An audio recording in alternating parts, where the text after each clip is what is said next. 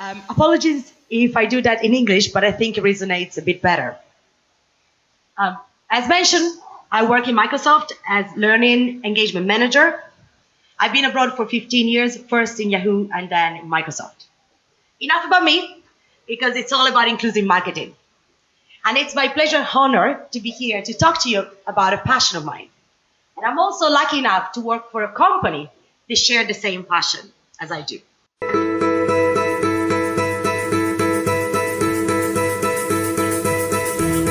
Okay, right, I'm going to try and replicate this here. We're off to a great start. I tend to kind of just avoid doing sketching and writing now because it's not really worth it if you get something like that. Anything you could do that would just make my hand do what I want it to do and be able to sign my name would be an incredible thing. How do we even just begin to help her overcome this particular symptom of her tremors and helping her be able to regain her writing ability, her drawing ability? So what I'm doing is I'm making a very rough prototype, and what this board does is I can connect into it through these wires, these tiny coin cell motors. So these motors will vibrate. I personally think that what this is doing is it's short-circuiting whatever feedback loop there is between the brain and the hand that's causing the tremors. So the idea is if you are distracted by the vibration, are you able to write better? I don't know. I don't know. It's affecting something. I don't quite know what's happening. I'm on to something, right? I'm on to something.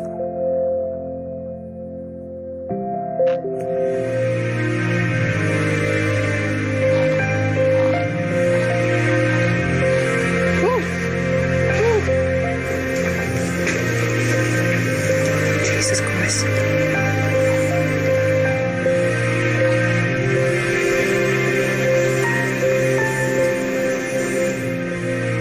Oh my God. It makes me forget that I have a tremor.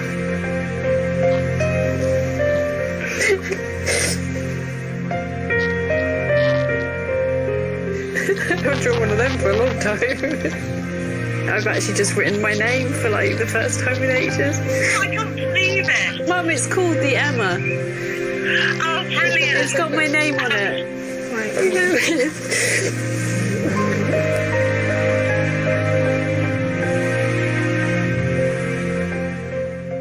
Hey, why did I start with this video? The reason why I started with this was because this is just an example of what we mean by inclusive marketing and how this can optimize people's life. So what I've seen this video many, many times, and I always get emotional. That's why I didn't look at it now. But what stood out for me is that the engineer here started with a point of empathy, trying to understand what was the problem of this woman, Emma, who has Parkinson, and how she could change her life. How can she walk in her shoes, understand what was the issue, and how she could change it. But inclusive marketing is a lot more than this. So what if we could, for example, recognize more often the genius of Leonardo da Vinci, the vision of Maria Montessori, the creativity of David Bowie, leadership of Martin Luther King, and the genius and brilliance of Richard Branson? What if we can find it and nurture it in the people around us? Maybe could be our colleagues, could be the person beside you, could be someone who's differently abled, a recovering alcoholic, someone with different ethnicity, different gender. Think about Stephen Hawking. He suffered from ALS, a terrible disease, yet is one of the biggest minds in our centuries. So how can we make sure that we support everybody and we help everybody, and we also uncover everybody's potential so that we can all benefit from it? Well, I work for Microsoft. I mentioned that before. This is a company based on data. So all decisions are based on numbers. So you will see a lot of data numbers in my presentation. But it's also to understand why inclusive marketing is that important. So first of all, By 2044, there will be no clear ethnic majority in US. Half of all Canada is already multicultural. And I live in London, so I can testify that 55% of the population is already multicultural. And that's why I like it, and that's why it's one of the capitals when it comes to innovation. And we're talking about prediction. By 2055, a third of England will be multicultural.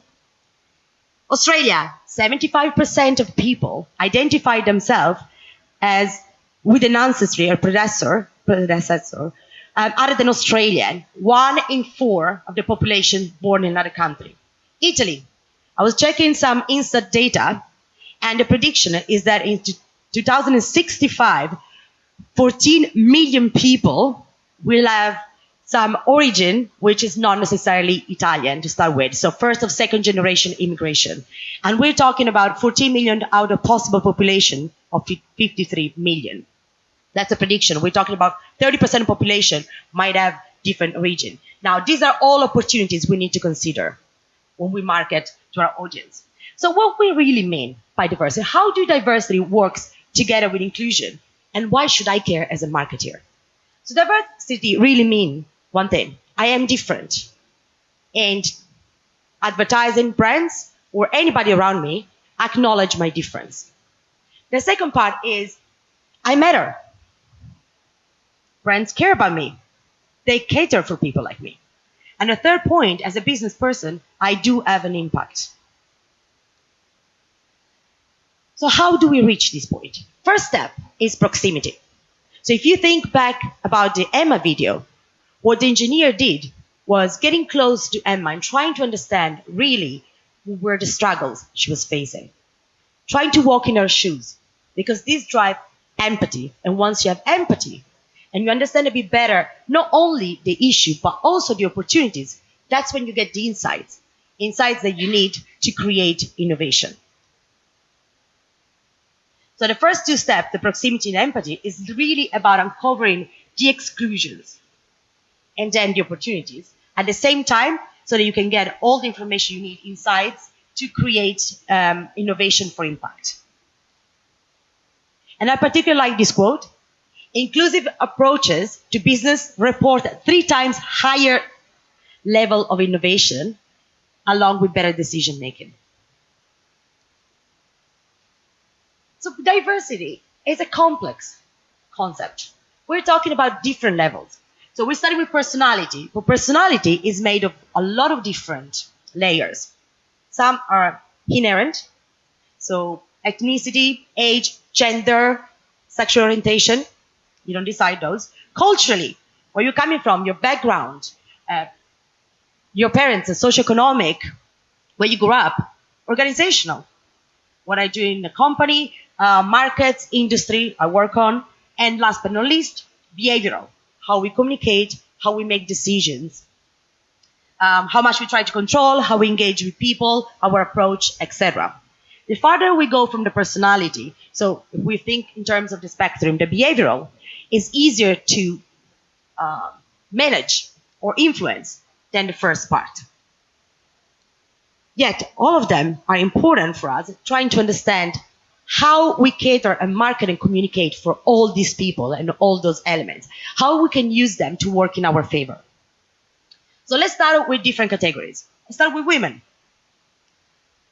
83% of all spending in the US is influenced by women. Now, if you think about, in a lot of cases, who managing the households, it might be women. It could be a bit stereotypical, but it's still a fact. We're talking about $40 trillion of spending influence globally. It's a huge amount.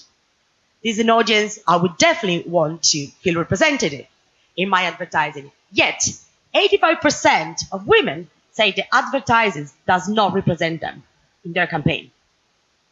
89% feels that their advertising is still thinking and representing women in terms of stereotypes. If you think about Italy, I actually purposely didn't want to look at the stats for that.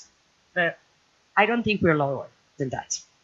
And the worst for me stat is 4% of ads show women in powerful or aspirational roles.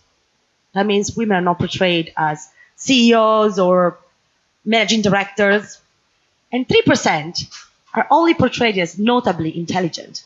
So there are other criteria that we tend to highlight a lot: beauty, youth, you name it. To me, this screams only one thing: opportunities. And this is just an example of a contract that Microsoft signed with a non-profit organization, Jamais Sans Elle. And this is not just Microsoft, but a lot of other companies are signing this. And they're mainly from media, advertising sector. And the agreement is that whenever there are public events, could be a panel, workshop, or any speech, if women are not represented, Microsoft is not participating. Anybody signed this. So we want to make sure that we're representing everybody, because women are an important workforce. So let's break it down a bit. We're talking about inclusive marketing, but what does it mean really? First, we need to have an inclusive culture. So we need to think accessibility. We need to think broadly. Second, we need to build inclusive products. Product works for everybody and not just for the standard or what we consider the norm. And third, all those elements together affect how we go to market, so inclusive marketing. And I'm going to give you an example of all of these. So first step, the inclusive culture, inclusive product.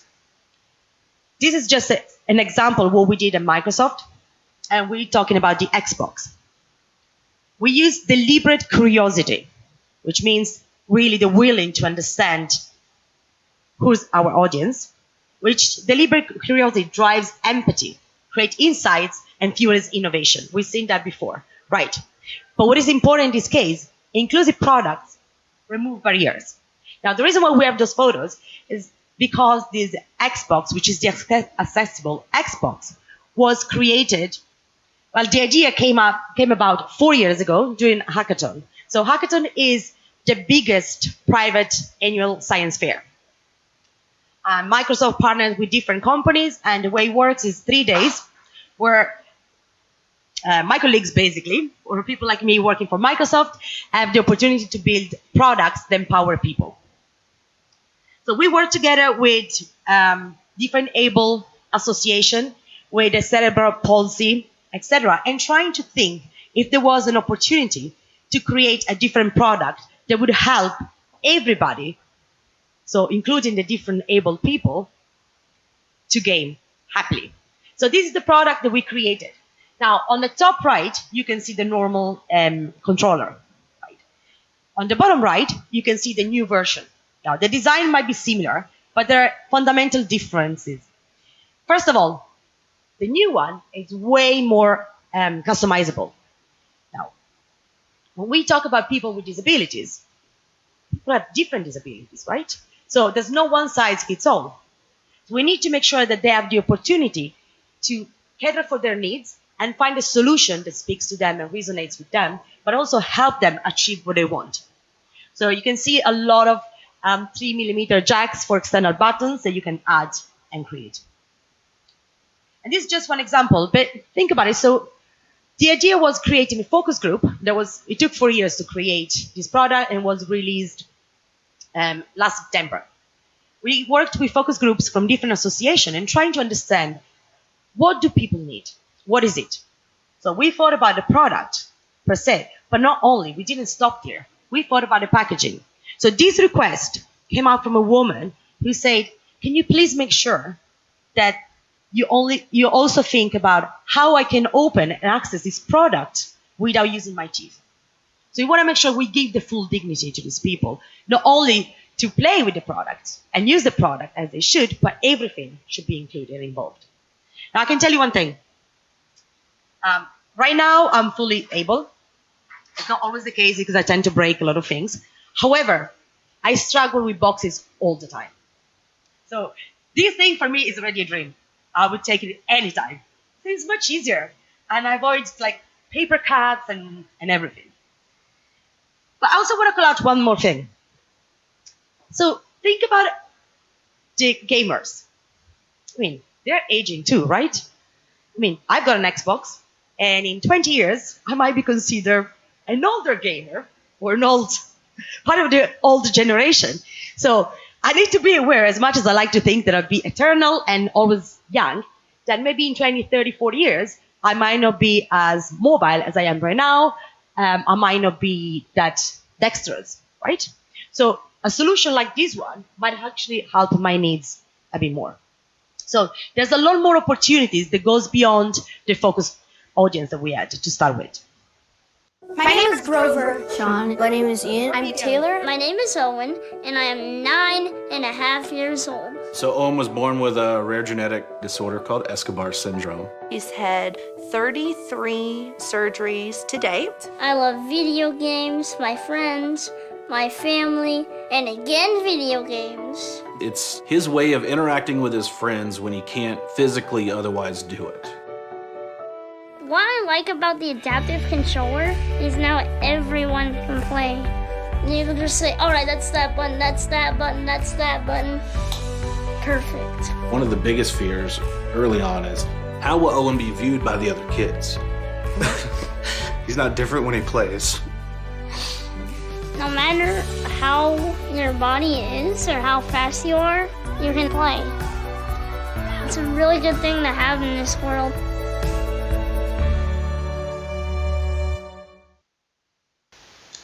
This was the video that we play at the Super Bowl, and it's about the adaptive controller.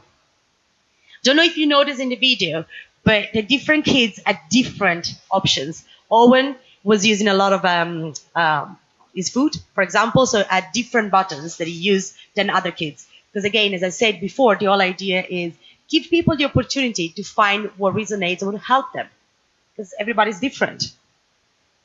So what is really inclusive marketing? The definition is very simple. It's product, services, or experience that reach people in a way that deeply resonates with them and leaves a mark. So we want to create unforgettable experience that creates loyalty. Remember when I said inclusion means I matter? It's exactly what we want. We want people to feel that they matter to us, and it brings loyalty, long-term loyalty, and growth. So this is the heart of inclusive marketing. But how does it work really? First of all, we want to highlight or solve for an aspect of diversity. So we want to make sure that all the inclusions that exist at the moment, we can solve for, and we can think about it, how we can find them. So we're really looking deliberately for exclusions. And then we want, once we find solutions, we want to make sure that they resonate with all of us by amplifying the common values that we have: love, family, safety, opportunities. Or, for example, it could be, yes, I actually feel close to someone who might struggle at the moment because they're getting older, they come from a privileged background, etc. We're human, so we want to make sure that we touch upon those emotions and we feel closer to each other. This quote is from Chris Capossela, who is the Chief Marketing Officer at Microsoft. And what he says is, all of our marketing should be inclusive marketing, and all of our touch points should be inclusive, since inclusion fuels growth. So what do we mean by touch points? One example was the adaptive controller. It was not only the product per se, but also the packaging that we thought about it. So everything, we need to think through a 360 level. And this is an official quote, so like with a pinch of salt. However, when we do marketing, thinking about Azures and this kind of products, we increase our revenue by 14%. When it comes to inclusive marketing, it becomes 45%. Don't tell anybody that I say that, because it's internal stats. So accessibility becomes a differentiator. 4 years ago, we created this group at Microsoft, which is called Inclusive Design. And their role is think about how we can create our products and design them as inclusive as possible. And what they did was differentiating and breaking down disability in different levels. So one is a permanent disability, someone who might lose a hand, for example, or a limb. The second part could be temporary. I broke my left hand twice this year, so I definitely belong to this category. And the third one, very clumsy. The third one is situational. Could be new parent, which means that now you have to do things differently because you have one arm. And I can tell you, my best friend just had a baby, and it's the first baby. She was like, oh my God, it's so complicated. How do people do it? They get used to it. And they learn. But also, sometimes it's just as easy as carrying a cup of coffee. Now, suddenly, I've got a cup of coffee and, I don't know, like another mug with water, and I try to open the door in the office. That's one of the cases where I've got a situational disability. So in terms of number, 26,000 people in US every year lose a limb or an arm or part of their body. 13 million are affected by temporary disabilities and 8 million by situational. Now, this number of the 8 million, take it with a pinch of salt because they could be way broader. Could be, again, the coffee situation. So if you're designing for 26,000 people in mind, what you're really doing, in reality, is catering for, at least in the US, 21 million people who, at a certain point in a year, experience some sort of disabilities. And the numbers for UK, instead of 21 million, is 13 million. Right. So now we're talking about something different. Now we're talking about huge potential here. So accessibility for one becomes usability for many. And the example I gave you was just about touch, but then you can do the same thing about seeing. So it could be someone who's blind, but someone who might have conjunctivitis, or a situational. It could be you want to swim in the water and you don't want to wear your glasses. And you don't have contact lenses at the moment, so you don't see. Or here, you're in a situation where there's a lot of noise. That could be a situational. Speak. Like right now, for example, I got a sore throat and a heavy accent. So, yay! Happy days. So why is that important? Because we're talking back about numbers. 1.2 billion people in the world are living with some sort of disabilities. Now, 10% of them feels that they have access to products or services that they need. What we mean is 9 out of 10 people, so 90% of 1.2 billion, don't have what they need. Consider 1 in 4 people in Europe, again, suffer from a disability. This is a huge market potential. And if you're still not convinced, let's talk money. 6.2 trillion euro. This is the buying power of these people. There's also one other thing to keep in mind. So we're not talking only about these people, but we're talking about families, friends. And my example, again, is when I broke my hand, we were supposed to go away for the weekend with my friends. Right? So my friends are very nice. And of course, we had to change the activities because we wanted to do a lot of sport, and it's not really easy to do stuff when you have one hand. So rather than leaving me at home, we changed the plan. So if there was a company who was actually catering for a scenario like that, they would have actually got the money of 10 people and not one. So think about everybody else, families included. So what are the brands doing about this? Some of them are already thinking about this. This is just an example. We have adaptive clothing from Tommy Hilfiger or Toyota Mobility. Now, my granny was mobile, not amazingly. She wasn't on a wheelchair. However, every time she had to come up and down and sit in the car, there was always a drama. It took 30 minutes. A solution like this one would have been so much easier if I'd only known about this or the Toyota. And then Jockey, they created a line of clothing that also think about people who are different. This guy doesn't have a leg, for example. Zappos, similar to La Rinascente in Italy, they sell different clothing. Again, this is their adaptive line, which is slightly different than Tommy Hilfiger. Because look at this, easy on and off shoes. That is great if you don't have a hand. I can also tell you that wearing a bra, not easy if you have one hand. So if you have something that cater and solve for these issues, that's a big win. Post-surgical wear. How many people at a certain point have a surgery, whatever it is, and then it's slightly more difficult for them to get dressed. So if there's something that thinks about this, that's a solution. Target. They're big in US, but they also sell in UK and in Australia.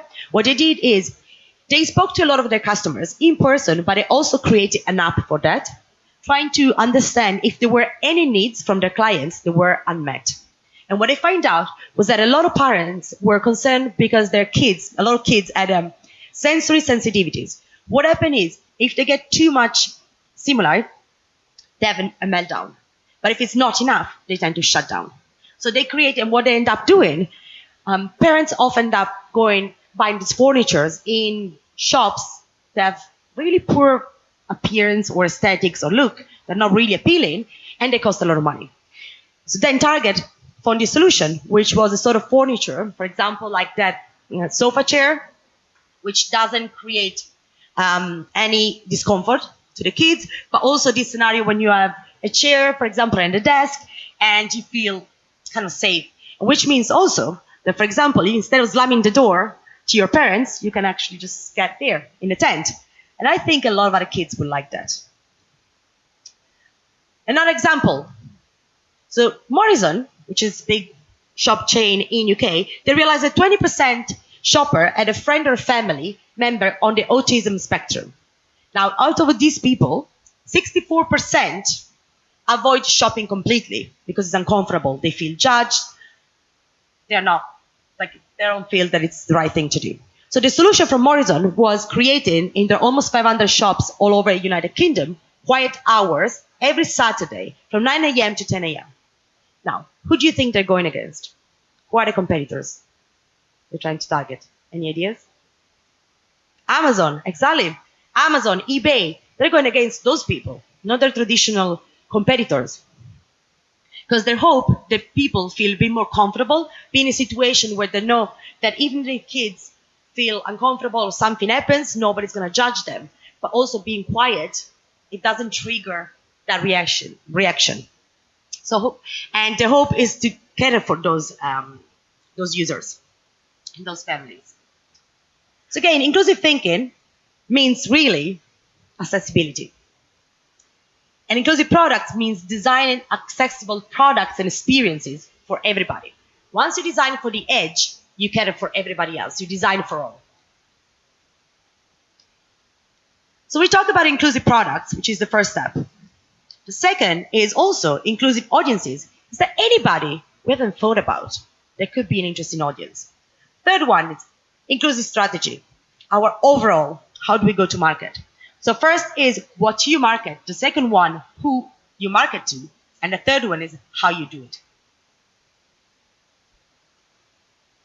So let's see if there are more opportunities. Let's focus now on the inclusive audiences. What if you were invited to 5 gay weddings in less than a year? Would you go? Yes? No? Yeah, your friends, you probably would, right? And has anybody noticed there's been a rise in gay weddings lately? So as a marketeer, you tend to be curious and think, oh, really, how come they're all getting married now? And is there an opportunity for me? Yes, there is an opportunity. And if you think about stats, gay wedding, same-sex weddings and marriage were legalized in France in 2013, in UK in 2014, in other states in US in 2015, and in Italy 2016. Now, what happened was that one of our colleagues in Microsoft started doing some analysis and think about it because she had a client who was dealing with wedding, right? So she found out, well, these stats are available for everybody, but we're talking about 700 million people in the world that belongs to one of these categories. LGBTQ, so lesbian, gay, transgender or trans, and queer or questioning. We're talking about almost 120 million in Europe. 16% European between the age of 14 to 29 thinks that they belong to one of these categories, which is double the percentage of the same people in Europe, but age 30 to 65. So 26% of millennials identify themselves as belonging to one of these categories. So to me, it sounds that millennials feel more comfortable in exploring and their sexuality. Now, what does it mean in terms of money? 3.3 trillion euro in the world that people can spend. So going back to the scenario of my colleague in San Francisco, she did a bit of analysis. Turned out that a gay marriage could boost wedding industry by 2.5 million in US and is taking the wedding industry by a storm. Great news for her because her client was dealing with wedding. So she did a bit more deeper analysis, and it sounds that in US, those categories are very rich and affluent.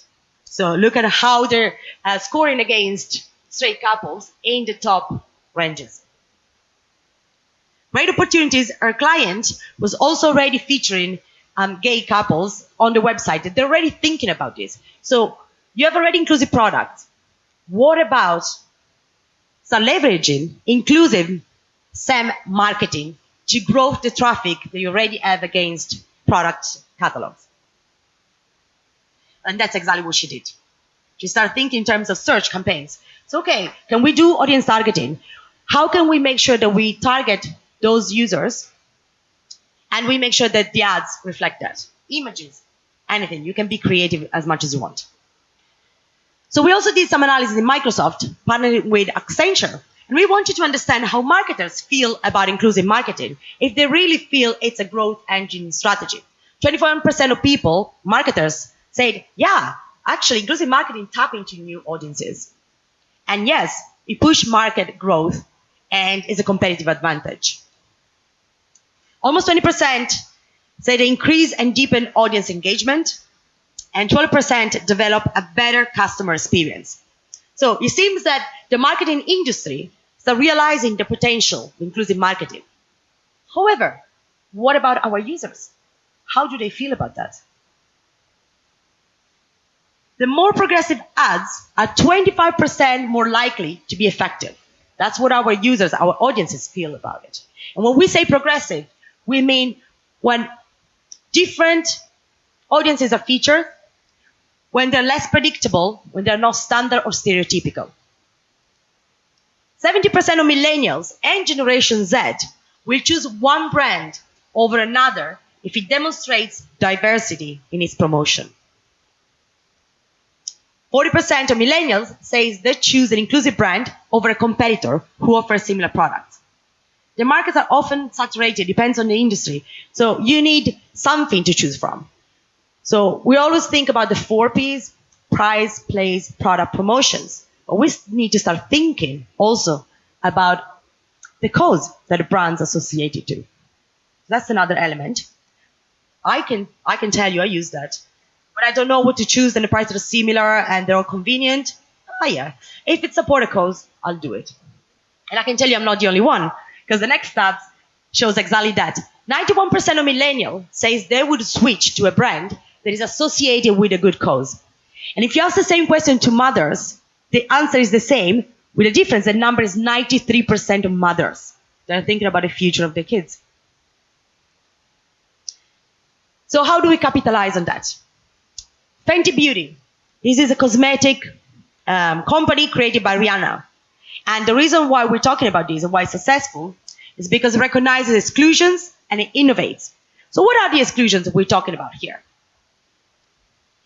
The industry of cosmetics largely focuses on lighter skin, women.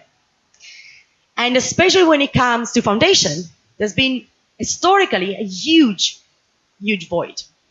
So we're talking normally about 15 shades of foundation. 12 of them are ivory or beige, or for people like me, basically. And even when I get tanned, I struggle to find something that helps me look a bit more decent, like right now. So imagine if you have darker skin. And that's exactly what Rihanna saw as an opportunity. Fenty Beauty offers 40 foundation ranges for consumers.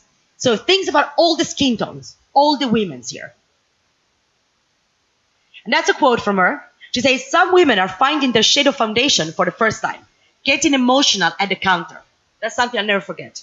Now, the interesting thing is, getting emotional means one thing, loyalty. You feel recognized. Again, numbers, what are we talking about? 14 million in the Black community across UK, Spain, Italy, Belgium, Germany, Portugal, Switzerland, and Turkey. 14 million people.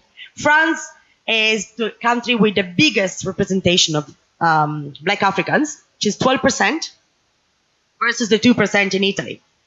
60% of Black Africans across 9 European countries reside in France. That's women and men. But the interesting bit is, again, money. This stats are US, 1 trillion Again, an audience I wouldn't ignore.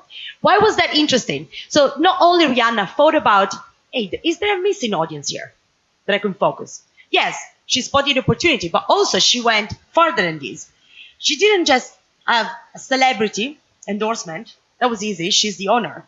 But that would be nothing different than what other companies do. But she trying to be as real as possible. She got stuck into the design part, into the research part. She did tutorials that were actually real, but also she makes sure she come up with ideas to make her advertising and a promotion and endorsement going viral by having product reviews from users. So what she created was Fenty Face Friday. This event, you create content which is worth sharing. And you don't have to invest millions in advertising because that goes viral per se. That fueled creativity. People went crazy actually in the Fenty Face Friday. They were super creative and original. Some results. 132 million views on Fenty Beauty YouTube related content. You can't buy that advertising, can you? I mean, you can, but it spends a lot of money. That meant 72 million earned media value in the first month. But let's talk about actual revenue. How much money do you think that company made in the first 40 days of launching? Any ideas? Euro. A lot. Yes, that's the correct answer. And I can tell you how much is that a lot. 89 million euro, which is $100 million in the first 40 days. Yeah, she did something right. And why did it work? It worked for a simple reason. No one was excluded. She designed for all. Foundation for all in this case. Second bit, voice of the customer content. She created content that people could relate to. And it was coming from her own audience. Inclusive product drives customer engagement. People got emotional at the counter. Imagine how powerful that is. Celebrity endorsement was authentic. It wasn't just the usual, ooh, this is my brand, and how cool is that? She went farther than that. So consumer will buy from brands. When? When they stand for something larger than just a product, which aligns with the consumer personal values. When they have sustainable products, and millennials will even spend more for it. When they demonstrate authenticity in ethical values, and when the company deliver on what it promises to do. Does anybody knows this? Tony Chocolonely? No? Okay, if you don't, I do have it. I love chocolate. So, try you my assistant. So I've got some chocolate here. If you want to try, guys. You're more than welcome to do it after the speech. It's beautiful and it's lovely. And it's here. And I don't work for Tony Chocolonely. I just think it's really good. First of all, I love the packaging. It's great. So we're going to share it afterwards because sharing is caring. But if anybody wants it, ready? More chocolate. I'm sweeting the audience. So what is nice about this? I find the name hilarious. I love the packaging. Oops, be careful because I don't want to kill people. You can do the rest if you want to. This is Dutch company. What I like about this is that when I went to Netherlands, my friend told me about the cause that Tony Chocolonely was supporting, which is 100% slave-free. Right. So, slave-free? What do you mean? 2.3 million child slaves in the cocoa industry in 2019. That's a huge number. I don't want to be part of it. So, and neither does Tony Chocolonely, who partnered with a center and created a bean tracker, which they're sharing with all the other companies. And it tracks the journey from the beginning until the bar. So from the bean to the bar, the chocolate, make sure that nobody is working as a slave there. Now, what I love about this, as I said, I like the packaging, the name, I love chocolate. But more than anything, I love the fact that I don't feel guilty. So I go there, and I'm like, oh, well, you know what? It's fine. Even if I put on weight, I'm helping the planet. And that's exactly the point. I'm not the only one thinking this. So our key principles to successful inclusive marketing: make the synergy between the brand and the cause a natural extension of the brand's mission. So for example, think about Microsoft. Our brand, our mission actually, is to empower every person on the planet and every company to achieve more. Right? And that translates in adaptive controller. For us, it's normal. It's easy because that's what we think as a company. So what is your cause in your brand? Let's think about it.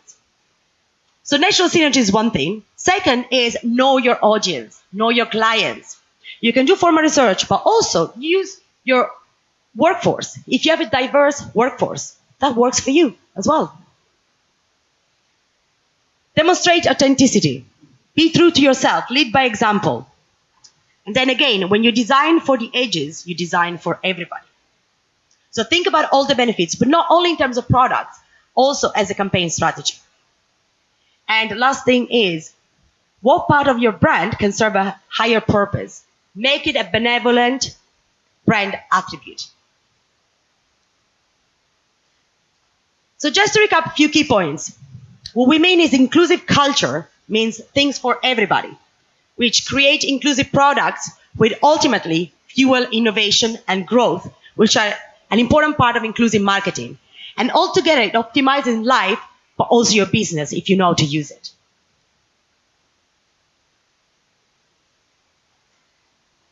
So people are different. Like even diversity is complex. And the sooner we realize that, the better it is for all of us because we can capitalize on this. And some brands are already doing it. We've seen some examples, but there are loads more examples that I could have used. Inclusive marketing is not only the right thing to do, but it's a smart thing to do.